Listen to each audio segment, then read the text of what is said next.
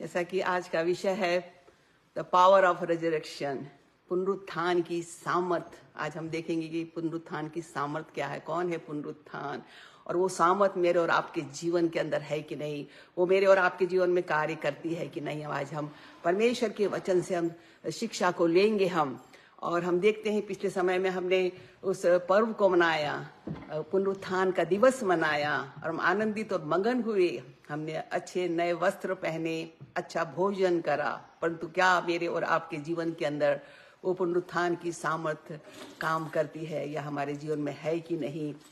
और हम देखते हैं कि प्रभु यीशु मसीह मृतकों में से जी उठा। आमेन। स्वर्गदूतों ने महिलाओं को संदेश दिया, तुम जीवते को मरे हुओं में क्यों ढूंढती हो, वो अपने कहे अनुसार जी उठा है। आमेन। और हम देखेंगे कि प्रभु यीशु मसीह जब मृतकों में से जी उठा, और ये इस बात का प्रमाण है कि वो ईश्वर है, उसके ईश्वरत्व का प्रमाण है। आमेन। कि प्रभु यीशु मसीह ईश्वर है, इसलिए वो बाइबल कहती है कि उसे कोई भी कब्र उसको दबा के नहीं रख सकी, वो मृतकों में से जी उठा। यदि हम रोमियो 1 और उसकी 3री आयत से यदि हम देखें कि प्रभु यीशु मसीह के बारे में लिखा हुआ है कि वह शरीर के भाव से तो दाऊद के वंश से उत्पन्न हुआ, और पवित्रता की आत्मा के भाव से वो मरे हुओं में से जी उठने के कारण सामर्थ के साथ में परमेश्वर का पुत्र ठहरा। आमेन। वो शरीर के भाव से तो मरियम से, दाऊद के वंश से वो पैदा हुआ था, परंतु जब वो मरे हुओं में से जी उठने के कारण से उस सामर्थ के अंदर, द पावर ऑफ रेजरेक्शन के अंदर, पुनरुत्थान की उस सामर्थ के कारण वो परमेश्वर का पुत्र ठहरा है। आमेन। वो स्वयं परमेश्वर है।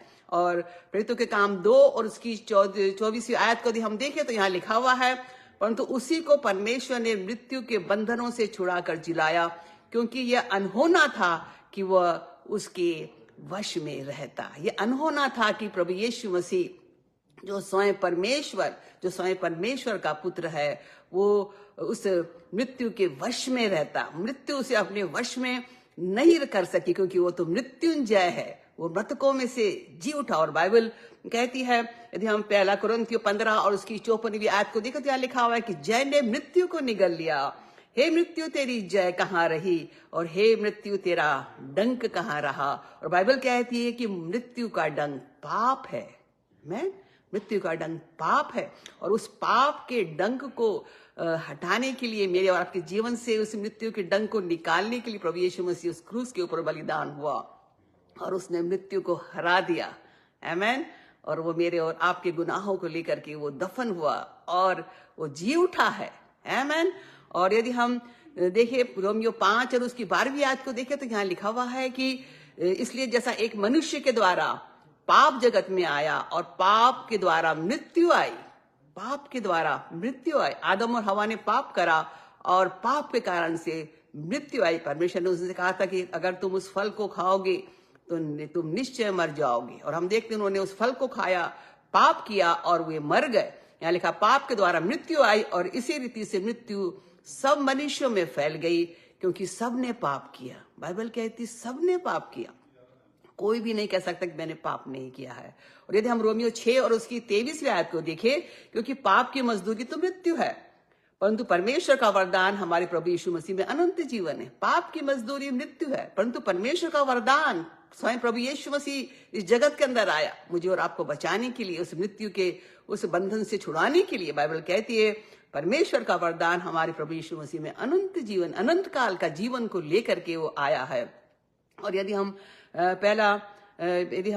पहला कुरिन्थियों 15 और उसकी 20वीं आयत को यदि हम देखें, परंतु सचमुच मसीह मुर्दों में से जी उठा। 100% वो मुर्दों में से जी उठा है, और जो सो गए उनमें वो पहला फल हुआ है, क्योंकि जब मनुष्य के द्वारा मृत्यु आई तो मनुष्य ही के द्वारा मरे हुओं का पुनरुत्थान भी आया। कितना अद्भुत वचन है ये, कि जब मनुष्य के द्वारा मृत्यु आई, मनुष्य ने पाप किया, तो परमेश्वर ने अपने पुत्र यीशु मसीह को भेजा और वो मनुष्य बन गया, वो हमारे समान हो गया, और उसके मरे हुए लिखा है मसीही के द्वारा मरे हुओं का पुनरुत्थान भी आया, वो पुनरुत्थान को लेकर के आया। आमेन। कितना परमेश्वर का अद्भुत वचन है। और इसलिए बाइबल कहती है कि हम भी पाप के लिए मर करके और परमेश्वर की महिमा के अंदर जी उठे। ये जो है पुनरुत्थान का संदेश है हर एक प्राणी के लिए जो इस संसार के अंदर है, वो प्रभु यीशु मसीह के द्वारा उद्धार को प्राप्त करे, पापों की क्षमा को प्राप्त करे और उस पापी जीवन से जो है वो जी उठे। यहाँ पर यदि हम रोमियो 6 और उसकी 4 आयत को देखें तो यहाँ लिखा हुआ है, अतः उस मृत्यु का बपतिस्मा पाने से हम उसके साथ गाड़े गए हैं। जब हमने बैप्टिज्म को लिया, यीशु मसीह पे विश्वास करा, तो हम उसके साथ में गाड़े गए, ताकि जैसे मसीह पिता की महिमा के द्वारा मरे हुओं में से जी लाया, वैसे ही हम भी नए जीवन की चाल चले। हम भी प्रभु यीशु मसीह के साथ में हमारे पापों सहित हम दफना दिए गए हैं, परंतु यदि हम जिला दिए गए हैं तो हमें एक नए जीवन को जीना है, एक नए जीवन की चाल को हमें चलना है और परमेश्वर की महिमा के लिए हम संसार में जीवित हैं। और आगे लिखा हुआ है कि हम जानते हैं कि हमारा पुराना मनुष्य तो उसके साथ क्रूस पर चढ़ाया गया, ताकि पाप का शरीर व्यर्थ हो जाए, आमीन, और हम आगे को पाप के दासत्व में न रहे। हम पाप को, हमने हमारे जो पाप है यीशु मसीह ने उठा लिए, परंतु अब हमको उन पाप की गुलामी में हमको नहीं जाना है। और आगे लिखा हुआ है, इसलिए पाप तुम्हारे नश्वर शरीर में राज्य करने न पाए कि तुम उसकी लालसा के अधीन रहो। बाइबल कहती है पाप हमारे जीवन के अंदर जो है वो हमको कब्जा ना करने पाए, हमें दास ना बना ले, फिर से गुलाम ना बना ले, और ना हम उसकी पाप की लालसाओं के अधीन रहे। यदि हमको पाप करने की लालसा हो, हमें उसे रिजेक्ट करना है और हमें उसे नो करना है, हमें शैतान से कहना दूर हो जा, है, तो हमें उस पाप की लालसाओं के अधीन नहीं पर रहना है, और ना अपने अंगों को अधर्म के हथियार के लिए पाप को सौंपना है, पर उसे मरे हुए में से जी उठने ऐसा उठा हुआ जानकर परमेश्वर को सौंपना। अब हमारे ये जो हमारे अंग है शरीर के, वो परमेश्वर की महिमा के, हमें उन्हें शैतान को नहीं सौंपना, हमें उन्हें पाप को नहीं सौंपना है, परंतु उन्हें हमें परमेश्वर की महिमा के लिए उसे हमें देना है। क्या इस बात को जानते हैं? आपके हाथ ये क्या काम करते हैं, आपके पांव कहाँ को जाते हैं, आपका मस्तिष्क क्या सोचता है, आपका हृदय क्या सोचता है, क्या आपके हृदय के अंदर है, ये हर एक अंग जो हमारे शरीर के है वो अब परमेश्वर की महिमा के लिए है, क्योंकि प्रभु यीशु मसीह के साथ में हम पाप के साथ में गाड़ दिए गए हैं और उसकी महिमा के लिए हम जी उठे हैं। इसलिए बाइबल कहती है कि अपने अंगों को धर्म के हथियार होने के लिए परमेश्वर को सौंप दो।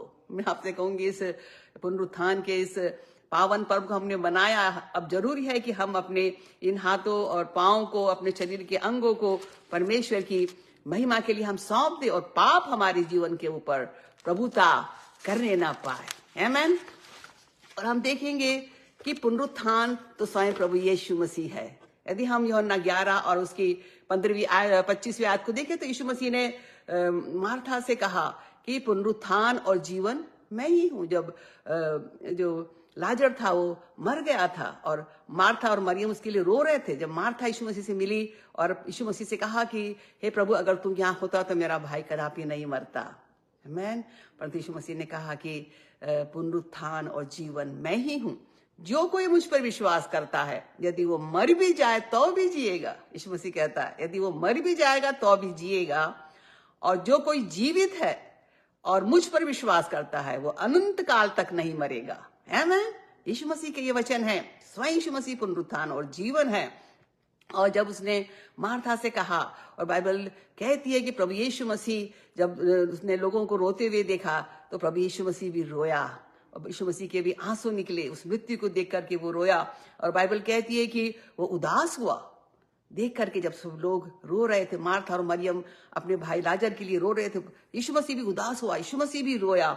और यीशु मसीह ने अपने पिता से प्रार्थना करी और बड़े शब्द से पुकार कर कहा कि हे लाजर बाहर निकला। और बाइबल कहती है कि वो जो लाजर मर गया था, जो कफन से वो लिपटा हुआ था, उसके हाथ और पांव कफन से लिपटे हुए थे, बंधे हुए थे, और उसका मुंह अंगोछे के द्वारा लिपटा हुआ था। बाइबल कहती है कि वो उससे सहित उस लिपटा हुआ लाजर की जो लाश थी, वो जो 4 दिन से सड़ी हुई लाश थी, वो उस कब्र के अंदर से बाहर निकल आई प्रभु यीशु मसीह की एक आवाज के द्वारा कि लाजर बाहर निकला। और प्रभु यीशु मसीह ने इस बात को प्रमाणित करा जब इस संसार के अंदर था कि वो पुनरुत्थान और जीवन है, आमीन। तो प्रभु यीशु मसीह पुनरुत्थान और जीवन है, और यदि वो हमारे जीवन के अंदर है, हमारे अंदर है वो, तो उसके पुनरुत्थान की सामर्थ मेरे और आपके अंदर है, और वो हमको मार नहीं सकती है, परंतु वो हमको जिलाती है। आमेन। और दूसरी बात जो है वो पुनरुत्थान का दान परमेश्वर ने मुझे और आपको दिया है, वो पवित्र आत्मा है।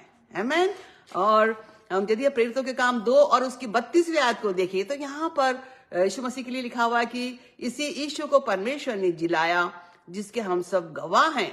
इस प्रकार परमेश्वर के दाहिने हाथ से सर्वोच्च पद पाकर और पिता से वो पवित्र आत्मा प्राप्त करके जिसकी प्रतिज्ञा की थी उसने वह उंडेल दिया।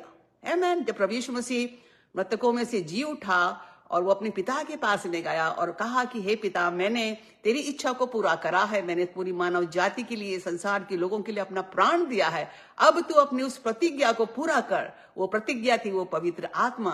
आमेन। और अब तू पवित्र आत्मा को उंडेल दे। और हम देखते हैं कि पेंतिकोस के दिन पवित्र आत्मा उंडेल दिया गया। और प्रभु यीशु मसीह ने भी प्रेरितों के काम 1 और उसकी 3री आयत को यदि हम देखें तो प्रभु यीशु मसीह के बारे में कहा गया कि जब उसने दुख उठाने के बाद में, मृतकों में से जी उठने के बाद में, उसने अपने पक्के प्रमाणों के द्वारा उसने अपने चेलों को दिखाया कि मैं जीवित हूं, और उनसे कहा कि, उनसे मिलकर कहा कि यरूशलेम को न छोड़ना, परंतु पिता की उस प्रतिज्ञा को पूरा होने की तुम बाट जोहते रहना, क्योंकि यूहन्ना ने तो तुम्हें पानी से बपतिस्मा दिया है, परंतु तुम थोड़ी दिनों के बाद में पवित्र आत्मा से बपतिस्मा पाओगे। यहाँ यीशु मसीह ने चेलों को कहा कि तुम उसकी बाट जो होना।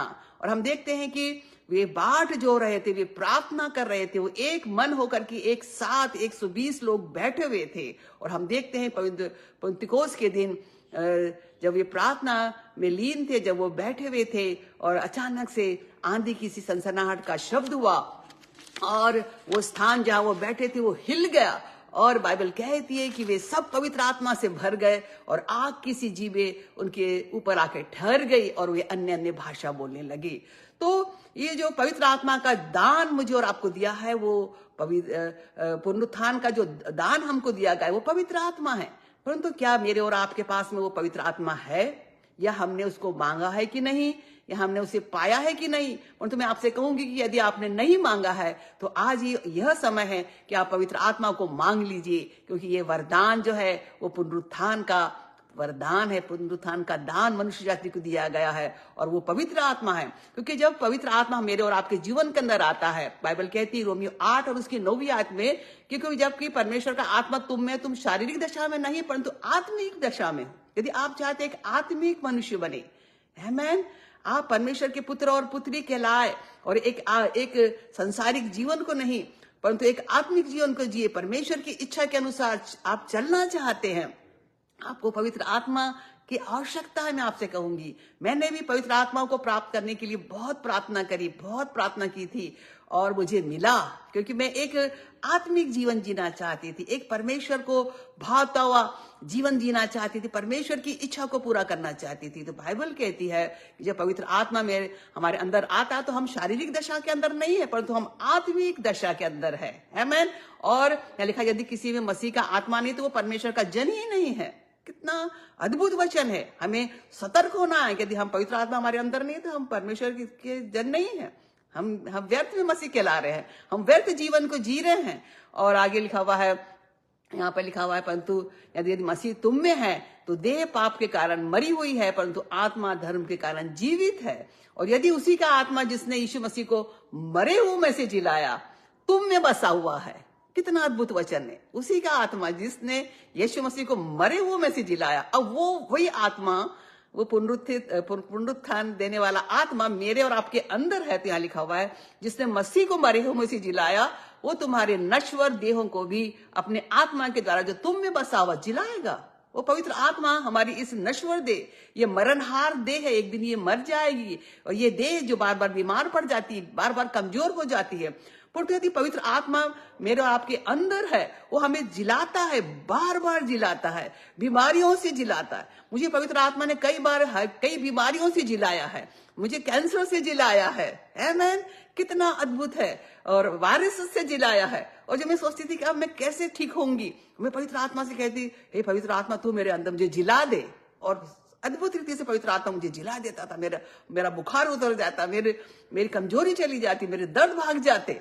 ये तो पुनरुत्थान की सामर्थ है, परंतु वो सामर्थ हो पवित्र आत्मा के द्वारा मेरे और आपके अंदर डाली गई है।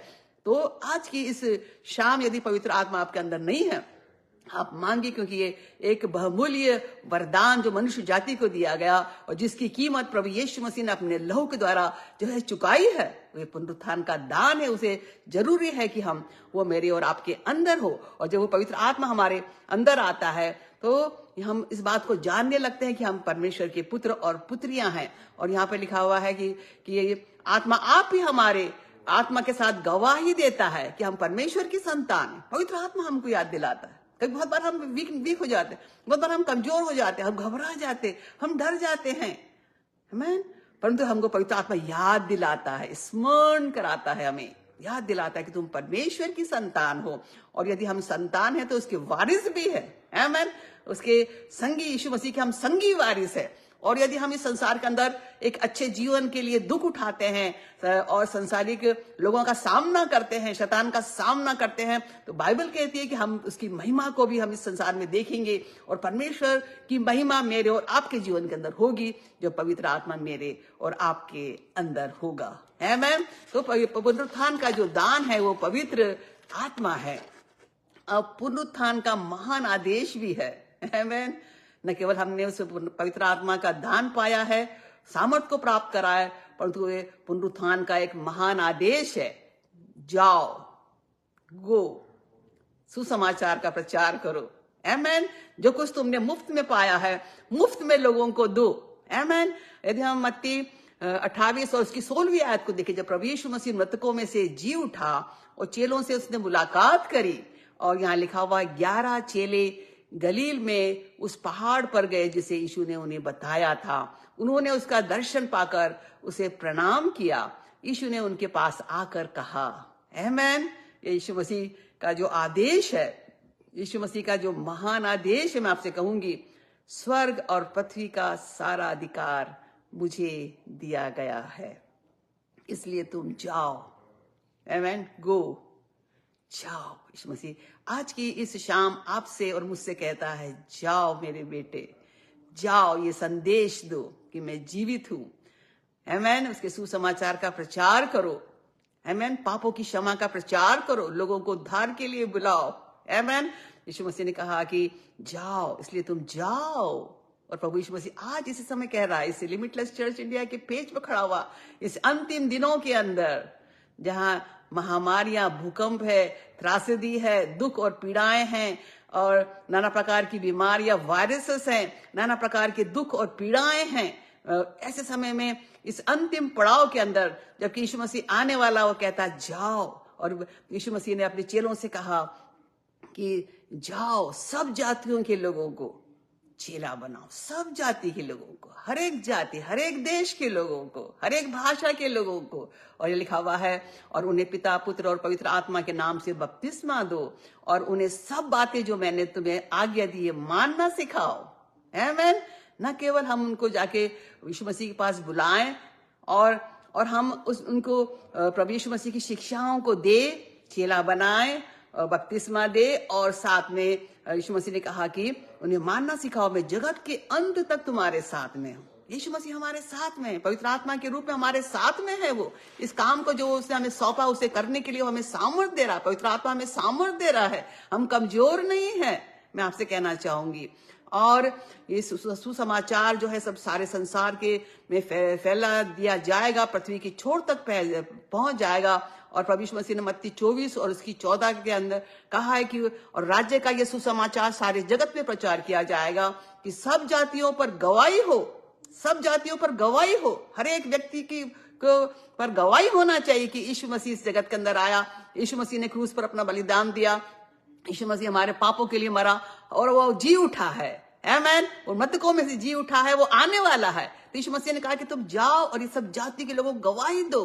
और यह लिखा हुआ है कि यहाँ लिखा तब अंत आ जाएगा, आमीन। जब ये सुसमाचार, ये राज्य का सुसमाचार संसार के छोर तक पहुंच जाएगा, हर एक जाति, हर एक भाषा के अंदर, हर एक लोगों के बीच में जब इस बात की गवाही हो जाएगी कि यीशु मसीह जो है जगत का उद्धार करता है, जगत को बचाने के लिए आया, उसने अपनी जान दी, अपना लहू बहाया, वो मृतकों में से जी उठा है और उसके पर विश्वास करने के द्वारा तुम अनंत जीवन को प्राप्त कर सकते। जब हर एक जाति के लोग इस बात को जान लेंगे, बाइबल कहती है, तब अंत आ जाएगा।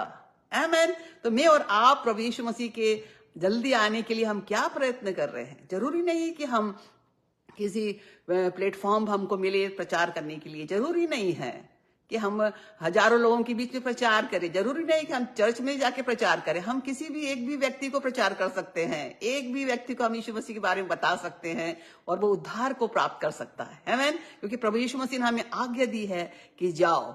आमीन।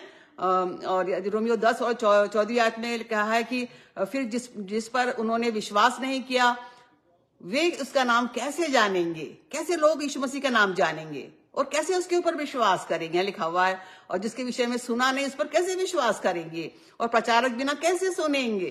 जब तक कि प्रचारक प्रचार नहीं करेगा तो हम कैसे लोग विश्वास करेंगे प्रभु यीशु मसीह के ऊपर? और आगे लिखा हुआ है 15वीं आयत में, और यदि भेजे न जाए तो कैसे प्रचार करे? आमीन। परमेश्वर ने हमें भेजा, यीशु मसीह ने अपने उन 12 चेलों को भेजा। आमीन। प्रभु यीशु मसीह ने मुझे और आपको भेजा है, कई हजारों करोड़ों लोगों को भेजा है, और 2000 वर्ष पूर्व से ही लोग भेजे जा रहे हैं प्रभु यीशु मसीह के सुसमाचार प्रचार के लिए, और मुझे भी उसने भेजा है। आमीन। मैं तो बिल्कुल अज्ञानी थी, मुझे कुछ भी नहीं आता था, ABCD भी नहीं आता था, प्रचार क्या होता था उसको जानती भी नहीं थी। मैं तो केवल यीशु मसीह के लिए कुछ करना चाहती थी, उसके साथ चलना चाहती थी, इतनी सी बात थी। परंतु प्रभु ने मेरी इस छोटी सी इच्छा को लेकर के मुझे एक सुसमाचार प्रचारक बनाया। प्रभु ने मुझसे कहा कि जा यीशु मसीह के सुसमाचार का प्रचार कर, यीशु मसीह गवाही दे, लोगों को उद्धार के लिए बोला। मैंने कहा प्रभु मुझे नहीं आता, ये क्या है? ये मैंने कभी नहीं करा, मैं कभी किसी के सामने खड़ी भी नहीं हुई, मैंने कभी एक गीत भी नहीं गाया है तेरी महिमा के लिए, मैं कैसे करूंगी? प्रभु का पवित्र आत्मा मेरे साथ में था, उसने मुझे सब कुछ सिखाया और प्रभु जो है मुझे इस्तेमाल करता है। तो ये जो सुसमाचार का प्रचार है, प्रभु यीशु मसीह ने हमें आज्ञा दी है कि जाओ सुसमाचार का प्रचार करो। और लगा है कि यदि भेजे ना जाए तो कैसे प्रचार करे?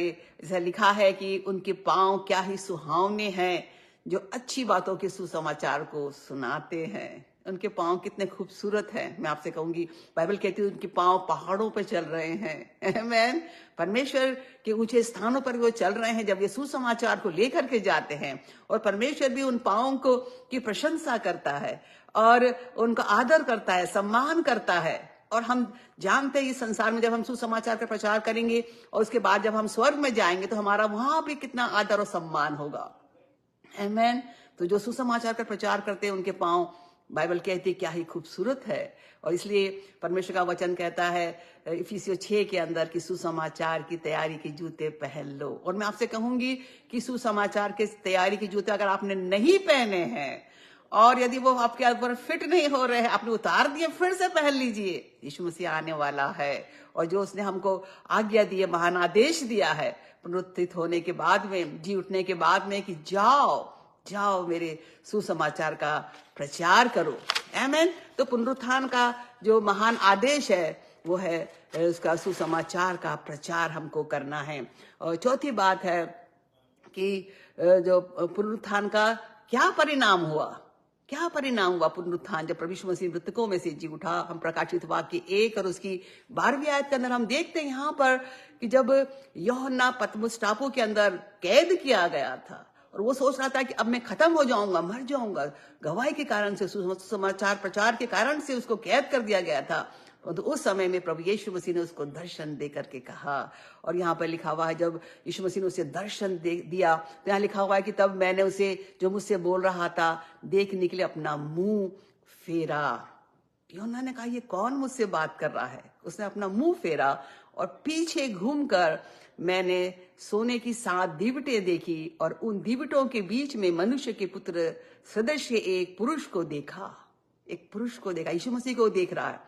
वो यीशु मसीह को पहचान नहीं पा रहा है क्योंकि उसने यीशु मसीह को एक संसारिक इंसान के रूप में देखा था, परंतु अब वो प्रभु यीशु मसीह को परमेश्वर के रूप में देख रहा है, परमेश्वर के पुत्र के रूप में देख रहा है।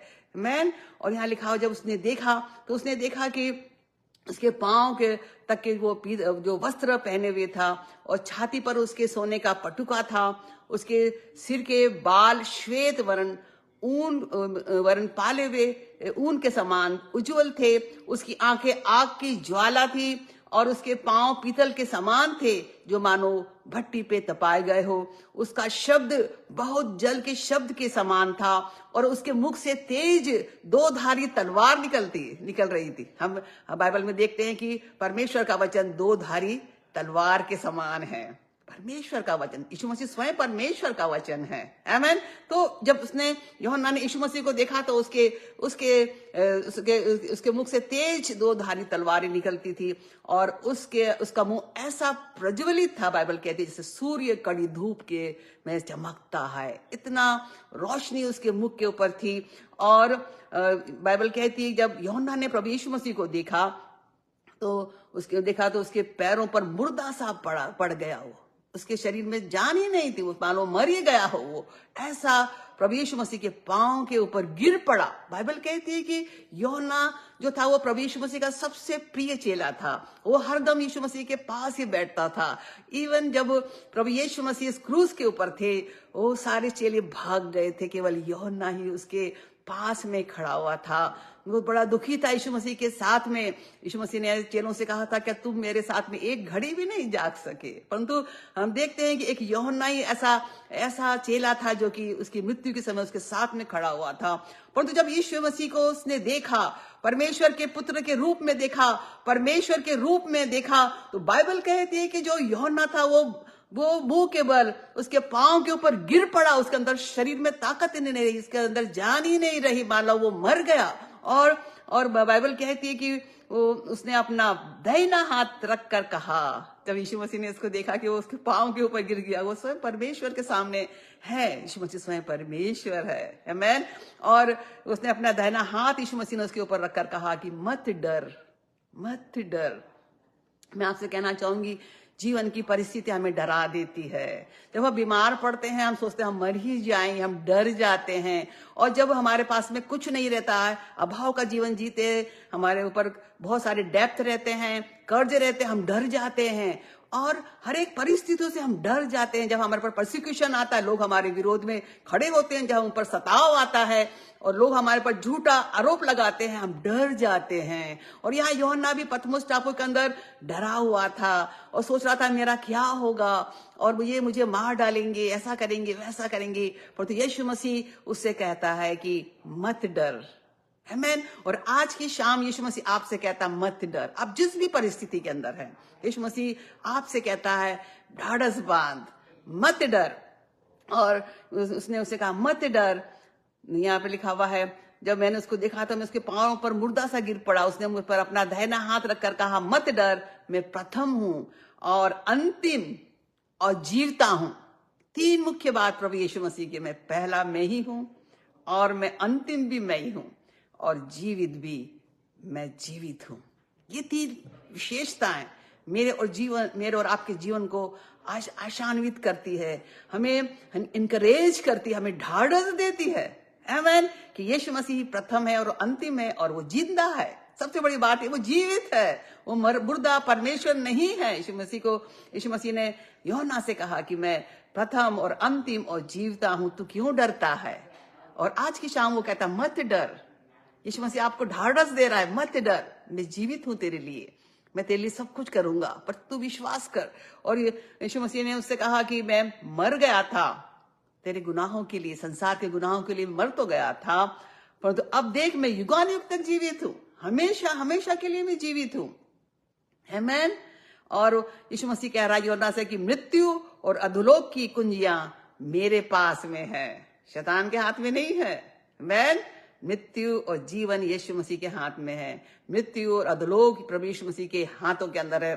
तो इस पुनरुत्थान का परिणाम क्या हुआ कि हम देखते हैं प्रभु यीशु मसीह जो मृतकों में से जी उठा, और आज की शाम वो हमसे कहता है मत डर, मैं ही प्रथम हूं, मैं ही अंतिम हूं, और मैं जीवित हूं, और मृत्यु और अधोलोक की कुंजियां उसके हाथ में। यदि आज की शाम आप बीमार हैं और प्रभु यीशु मसीह आपको चंगा करता है, जब आप विश्वास कर रहे हैं उसके ऊपर, क्योंकि उसने कोड़े खाए ताकि आप चंगे हो जाएं। मृत्यु आपको अपने वश में नहीं कर सकती। यीशु मसीह ने यूहन्ना से कहा कि तू नहीं मरेगा। यूहन्ना, तुझे तो अभी सुसमाचार का प्रचार करना है और तुझे मेरी गवाही देनी है। कोई भी तुझे रोक नहीं सकता, कोई तेरे विरोध में आ ही नहीं सकता।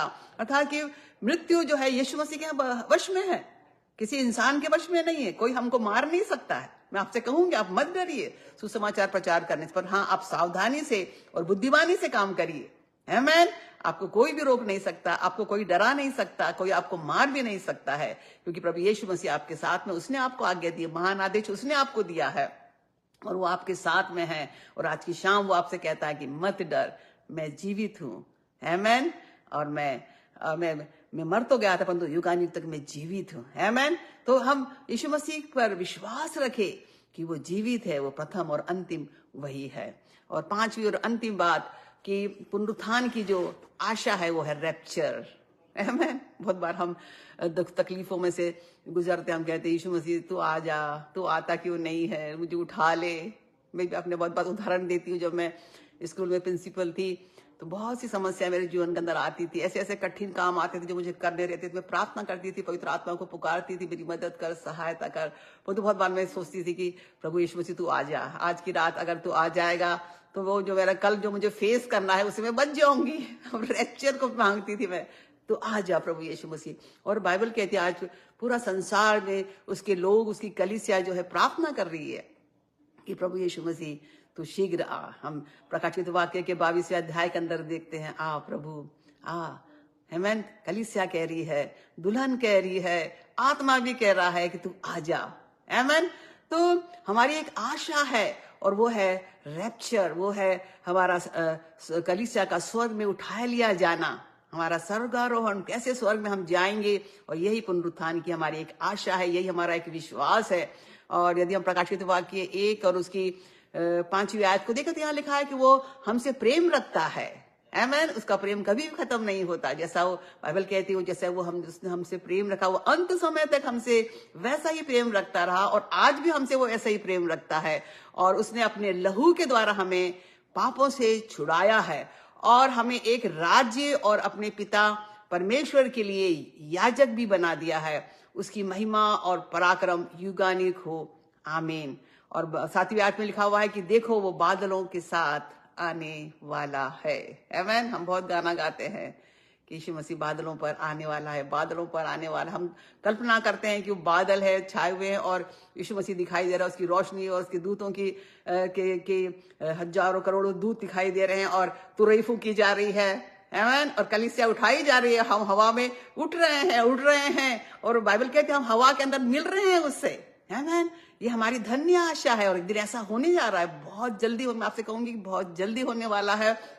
आप तैयारी कर लीजिए यीशु मसीह से मुलाकात करने के लिए। हमारी आशा है, हमारा विश्वास है।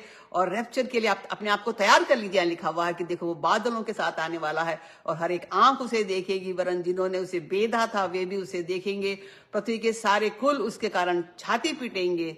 हाँ, आमीन। कौन छाती पीटेगा, कौन दुख मनाएगा? जिन्होंने प्रभु यीशु मसीह का इनकार करा, जिन्होंने प्रभु यीशु मसीह के लोगों को सताया, जिन्होंने उस सुसमाचार का विरोध करा और जिन्होंने प्रभु यीशु मसीह के द्वारा उद्धार को नहीं प्राप्त करा, वे लोग रोएंगे, वो लोग छाती पीटेंगे।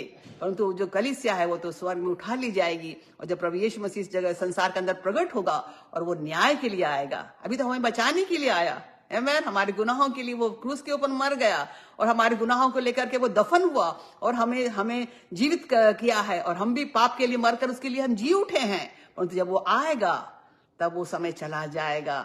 बाइबल कहती है कि अभी समय, आज वो दिन है, आज उद्धार का दिन है, आज वो समय उसे ग्रहण करने का, आज वो दिन है पापों से पछताव करने का। और लिखा हुआ है आगे कि सारे कुल के लोग छाती पीटेंगे। हाँ, आमीन। और प्रभु परमेश्वर जो है और जो था और जो आने वाला है, जो सर्वशक्तिमान है, वो कहता है मैं ही अल्फा और ओमेगा हूँ। आमीन।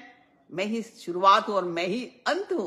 और हम देखते हैं हमारा जीवन का अंत कितना खूबसूरत है यदि हम यीशु मसीह पर विश्वास करते हैं, यदि हम पाप के लिए मर करके जी उठे हैं, यदि हम पवित्र आत्मा से भरे हुए हैं, यदि हम उसके सुसमाचार का प्रचार कर रहे हैं, उसकी गवाही दे रहे हैं। आमीन। और हमारी एक धन्य आशा है कि हम स्वर्ग में उठा लिए जाएंगे, हमारा रैप्चर हो जाएगा। और प्रकाशित वाक्य 22 से उसकी 12वीं आयत में लिखा हुआ है कि देख मैं शीघ्र आने वाला हूं और हरेक के काम के अनुसार बदला देने के लिए प्रतिफल मेरे पास में है। हरेक के काम के अनुसार आप जो भी काम कर रहे हैं, छोटा काम कर रहे हैं, बड़ा काम कर रहे हैं, यीशु मसीह के लिए कर रहे हैं। किसके लिए कर रहे हैं? संसार के लिए कर रहे हैं कि परमेश्वर के लिए कर रहे हैं, किसकी महिमा के लिए कर रहे हैं? हर एक के काम का जो प्रतिफल है वो प्रभु यीशु मसीह के पास में है। और 14वीं आयत में लिखा हुआ है कि धन्य है वे जो अपने वस्त्र धो लेते हैं, क्योंकि उन्हें जीवन के वृक्ष के पास आने का अधिकार मिलेगा। धन्य है वे लोग जिन्होंने यीशु मसीह के लहू के द्वारा अपने आप को धो लिया है, अपने वस्त्रों को धो लिया है। बाइबल कहती है उन्हें अधिकार मिलेगा जीवन के वृक्ष के पास आने का। वो जीवन का वृक्ष जो आदम और हवा के उस बगीचे के अंदर था और परमेश्वर ने उसे खाने के लिए मना नहीं करा था, परंतु परमेश्वर ने उसे मना करा था, उस भले और बुरे के वृक्ष में से खाने को मना करा था और उन्होंने परमेश्वर की आज्ञा का उल्लंघन करा।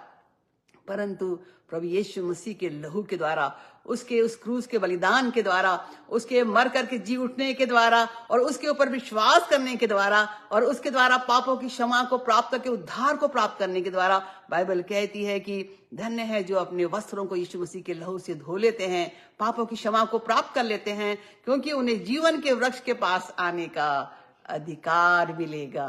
आमेन। अब हम जिस जीवन के वृक्ष के नजदीक जाएंगे और उस हमेशा के जीवन का उस फल का जो फल को खा करके और हमेशा के लिए हम जीवित रहेंगे और फिर हम कभी भी नहीं मरेंगे। ये हमारी धन्य आशा है। और प्रभु यीशु मसीह आने वाला, मैं आपसे कहूंगी, रैप्चर होने वाला है। इस जगत का न्याय होने के लिए होने जा रहा है। मैं और आप कहां पर हैं?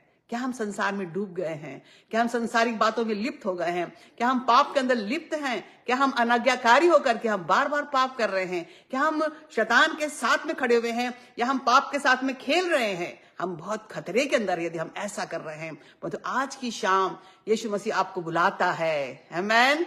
वो मृतकों में से जी उठा है। वो कहता है मैं युगानुयुग तक जीवित हूं और मृत्यु और अधोलोक की कुंजियां मेरे ही पास में है। आइए हम उस यीशु मसीह के पास आ जाएं, उसके चरणों पर आ जाएं।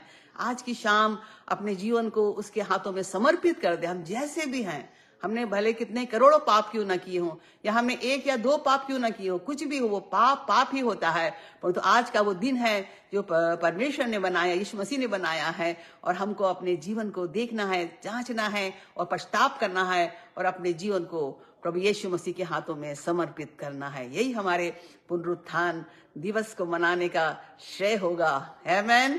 आइए हम अपने जीवन को यीशु मसीह के हाथों में समर्पित करें। हम जैसे भी हैं, आइए हम अपने आप को उसे सौंप दें, अपने जीवन को उसके हाथों में सौंप दें। यदि आप बीमार और कमजोर है, अपने जीवन को उसके हाथों में सौंप दें। आज उसके पुनरुत्थान की सामर्थ आपके अंदर काम करेगी और आप जीवित होंगे। अपने शरीर के आपके अंग जो मरे हुए वो जीवित हो जाएंगे। और यदि आपका जीवन पाप के द्वारा मरा हुआ है, तो प्रभु यीशु मसीह आज की शाम आपके अंदर से उस पाप के डंक को निकाल करके आपको जीवन के अंदर लेकर के आना चाहता है। हालेलुया। पश्चाताप करिए, अपने जीवन को उसके हाथों में समर्पित कर दिए। हो रबा शानदार रहा सीतियत लबा यमा शपा पापा रहातियत रहा शीतियत नमा। और यदि आप शैतानिक बंधनों के अंदर है, किसी भी पाप की दासत्व के अंदर है, किसी प्रकार के नशे के दासत्व में है, या किसी और बात के बंधन के अंदर है, प्रभु यीशु मसीह आपको आज छुड़ाना चाहता है। आपको उस जादू टोने की अंधकार की शक्तियों से, शैतानिक शक्तियों से आपको छुटकारा देने के लिए इस पेज पर आया है, इस लिमिटलेस चर्च इंडिया के पेज पर आया। पुकार उठिए, प्रभु यीशु मसीह से कहिए, प्रभु यीशु मसीह मैं यहाँ हूं, तू मुझ पर दया कर, आज तू मुझ पर अनुग्रह कर, तू मेरे पापों को क्षमा कर दे। हालेलुया।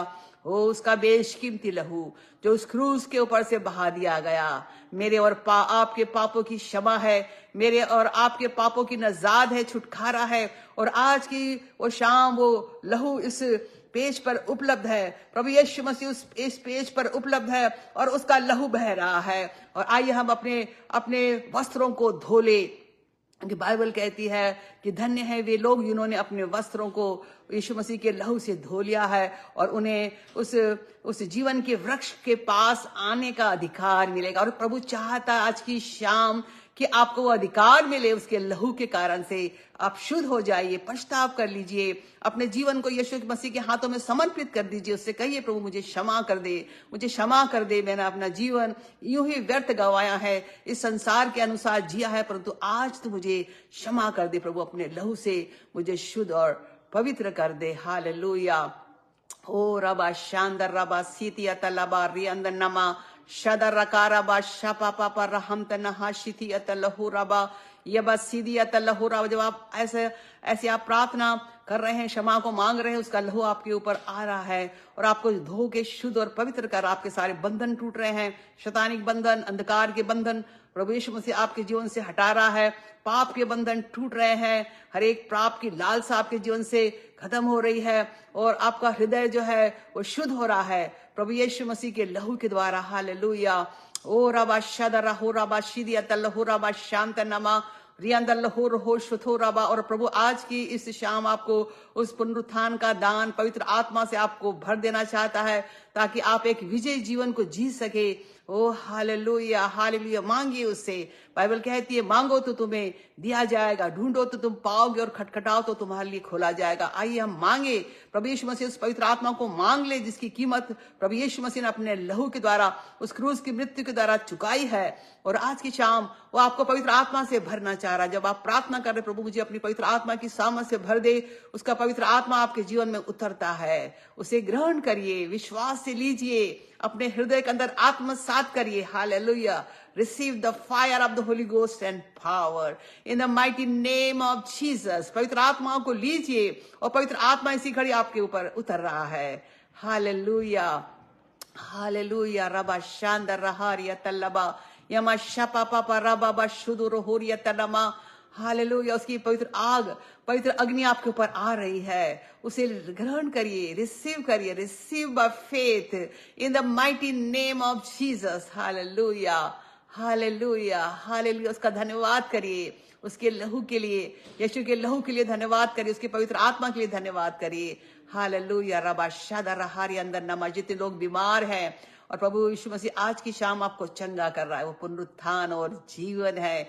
और आपके जो अंग इस समय मर गए हैं, जो काम नहीं करते हैं और जिन्हें डॉक्टर ने जवाब दे दिया है, आप अपने हाथ को उस जगह पर रखिए, आपकी किडनी के ऊपर अपने हाथ को रखिए। यदि आपकी किडनी काम नहीं कर रही, आपकी किडनी उस पुनरुत्थान के उस सामर्थ के द्वारा जीवित हो जाएगी। यदि आपके लीवर काम नहीं कर रहे हैं, पुनरुत्थान की उस सामर्थ के द्वारा आपके लीवर काम करने लगे। इसी समय अगर आपका हार्ट ठीक से फंक्शन नहीं करता, उसके आपकी आर्टरीज और वेन्स ब्लॉकेज में है, दर्द है, आपके चेस्ट में दर्द है, और आप विश्वास से अपने हाथ को यीशु मसीह को दिखाइए उस जगह पर रख करके, और उसकी पुनरुत्थान की सामर्थ्य आपके ऊपर आ रही है। आपके हार्ट चंगे हो रहे हैं और इसी घड़ी आपके पाचन अंग आपके चंगे हो रहे हैं। Receive the healing of Jesus now in the mighty name of Jesus. आपकी हड्डियां और मांसपेशियां चंगी हो रही है। यदि आपकी हड्डियां टूटी, वो जुड़ रही है उस पुनरुत्थान की सामर्थ के द्वारा। Receive the healing of Jesus now in the mighty name of Jesus. यदि आप कैंसर से ग्रसित है, हर एक गठाने मेल्ट हो रही है और आपके सारे मांसपेशियां और आपके सारे तंतु चंगाई को प्राप्त कर रहे हैं, उसकी उस पुनरुत्थान की सामर्थ के द्वारा, उस चंगाई के द्वारा, उस कोड़े के मार की चंगाई के द्वारा आप चंगे हो रहे हैं। Receive the healing of Jesus now in the mighty name of Jesus. हर एक प्रकार के वायरसेस, सर्दी खांसी बुखार के वायरस इस समय वो ढह रहे हैं, कुछ ले जाते हैं प्रभु यीशु मसीह के लहू के द्वारा और उस पुनरुत्थान की सामर्थ के द्वारा। Receive the healing of Jesus now in the mighty name of Jesus। Hallelujah, hallelujah. प्रभु हम धन्यवाद करते इस समय तुम्हारे बीच में उपस्थित है और तू लोगों के जीवनों को स्पर्श कर रहा है, छू रहा है, चंगा कर रहा है, नया जीवन दे रहा है।